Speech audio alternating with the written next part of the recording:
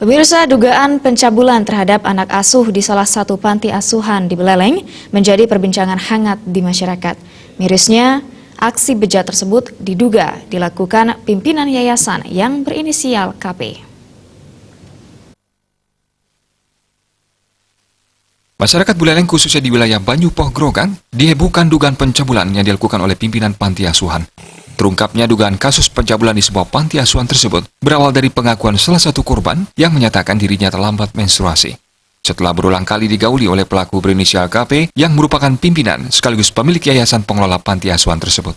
Dari wawancara dari sumber terpercaya, pelaku masih dalam keadaan trauma atas kejadian ini. Berdasarkan keterangan yang diperoleh dari korban berinisial NA, aksi asusila tersebut selalu dilakukan malam hari. Kemudian korban mengaku diancam akan diusir jika mengadukannya ke pihak lain. Dari hasil pemeriksaan sementara, kasus yang dialami korban sudah berlangsung selama bertahun-tahun. Apa enggak kasih tahu sama kami dulu? Apa kamu takut ya? Karena dia pimpinan, kalau saya kasih tahu nanti saya pasti dikeluarin, takut diancam apa gimana. Saya takut pasti, makanya kalau saya juga nggak ngasih juga nanti pasti saya takut dikeluarin dari situ. Karena mam saya juga orangnya cuma pembantu, biayanya aja pakai beli rumah kurang. Saya takut mau pindah kemana gitu. Kasus ini kini masih didalami oleh pihak kepolisian. Beberapa saksi sudah sempat diperiksa di unit PPA Polres Buleleng. Kasubag Humas Polres Buleleng Ibtu Gede Sumarjaya membenarkan laporan kasus tersebut. Saat ini polisi mengumpulkan keterangan dari sejumlah korban. Proses selanjutnya masih tahap penyelidikan.